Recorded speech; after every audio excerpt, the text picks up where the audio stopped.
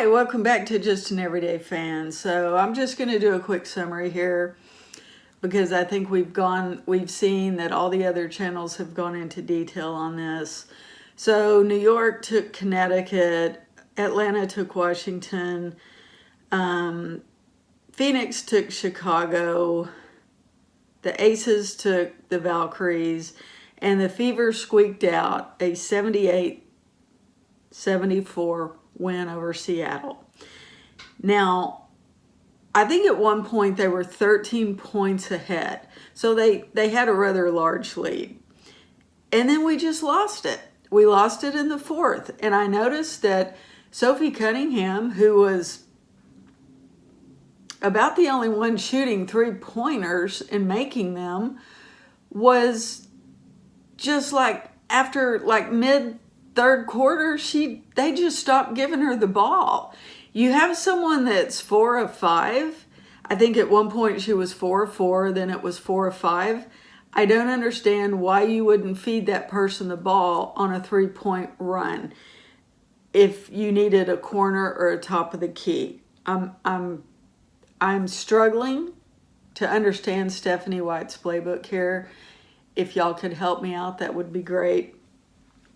Now, it looks like the Connecticut Sun deal to move to Boston, the sale of the actual team, it looks like the WNBA Board of Governors might be throwing a wrench in that whole deal.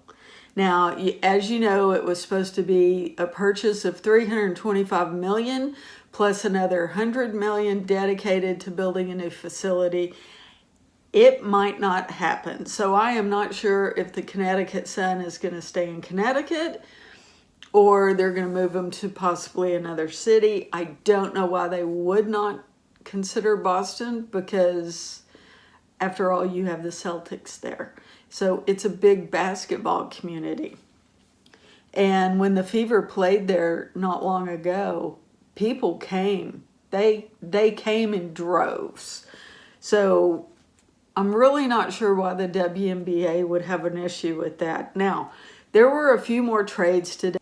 They are very lower level bench trades. Now, Torrey from the Connecticut Sun was released and Anderson from the Minnesota Lynx was released. Now, I couldn't find that anyone traded on these two individuals. I think they were probably just waived. Now, as you know, tonight, here we go again, 5 more games. So get your popcorn ready. So tonight, Dallas takes on New York, Mystics with Chicago, Connecticut take on the Mercury, Minnesota take on Seattle, and the Indiana Fever take on the LA Sparks. Now, currently in the standings, Minnesota's 1, Liberty are 2, Atlanta's 3, Phoenix is 4, and Indiana is 5. Now, the positions from 2 to 5, we're just going to call it 2 to 5. It actually goes down further, are very critical because it's going to be, we need to keep an eye on, especially Phoenix and Atlanta, if they start losing their games. Indiana, if they continue to win their games, Indiana could possibly move up even further in the standings. Fee Collier, we have that right ankle injury and she's out.